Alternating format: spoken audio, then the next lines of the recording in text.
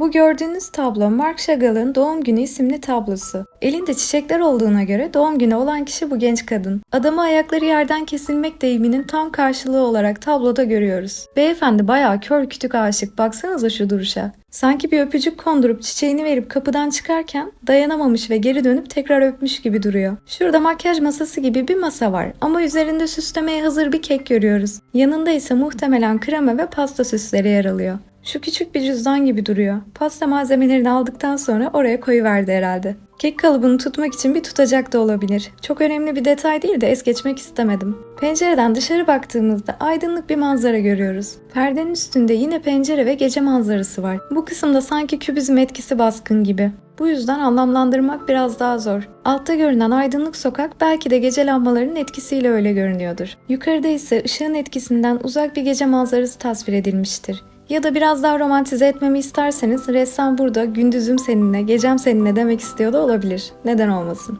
Şimdi tablonun gerçek hikayesine geçelim. Evet, bu tablo gerçekten büyük bir aşkla yapılıyor. Ressam Marc Chagall 1915 yılında sevgilisi Bella ile evlenmeden birkaç hafta önce bu tabloyu resmediyor. Kendisi Bella'ya acayip aşık. Ressam büyük aşkı Bella ile ilk karşılaşmasını şöyle anlatır. Sanki çocukluğum, bugünüm, geleceğim hakkında her şeyi biliyor. Sanki içimi görebiliyordu. Bu hislerin karşılıklı olması ve aşk evliliğine dönüşmesi gerçekten hayranlık uyandırıyor. Tabloya dönersek odadaki etnik desenli parçalar dikkat çekiyor. Ressam Rusya'ya özgü yerel stili yansıtmış. Geleneksel Rus motiflerine baktığımda bu tablodakilerle uyuştuğunu gözlemledim. Aslında tablo her yönüyle günlük, sıradan, bir anda sevgiyle birbirine yaklaşan iki insanı tasvir ediyor. Öyle doğal, öyle sakin, huzurlu bir an. Ressam aşkının karşılık buluşunu çok ince bir detayla işlemiş. Erkeğin ayakları havadayken kadın da neredeyse havalanmak üzere. Zaten bu tablodan birkaç hafta sonra 6 yıllık ilişkilerini sonunda evlilikle taçlandırıyorlar ve bir yıl sonra kızları dünyaya geliyor. Ancak Bella 1944 yılında 54 yaşında hayata veda ederek Marc'ı derin bir acıyla baş başa bırakıyor. Marc hayatı boyunca Bella için toplam 14 tane tablo resmetmiştir. Bu tabloların sonuncusu olan pencere kenarındaki Buket adlı tabloyu Bella'nın ölümünden 15 yıl sonra yapmıştır. Aslında bu eserin de ikinci eşi Valentina ile mutlu, sevgi dolu bir ilişki içinde olduğunu resmederken Bella'nın ise tamamen yok olmadığını, hayatının bir köşesinde hep durduğunu anlatmak istemiş.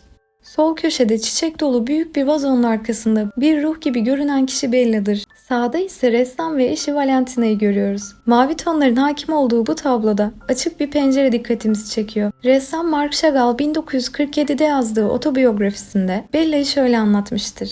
Sadece yatak odamın penceresini açmam yeterliydi ve mavi hava, aşk ve çiçekler Bella ile birlikte içeri girdi. Tamamen beyaz veya tamamen siyah giyinmiş halde. Uzun zamandır tuvallerimin üzerinde uçuyor ve sanatıma rehberlik ediyor.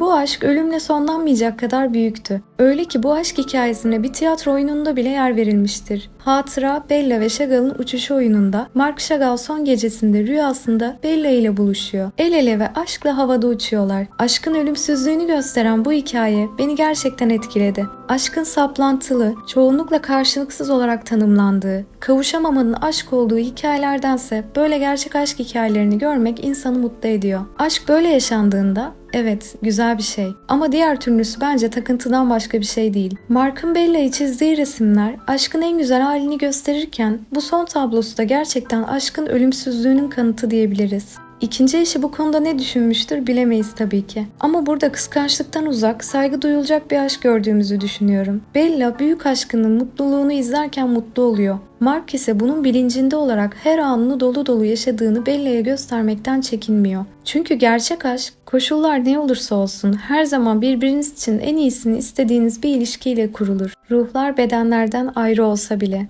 Peki siz nasıl yorumlardınız bu aşkın ölümsüzlüğünü?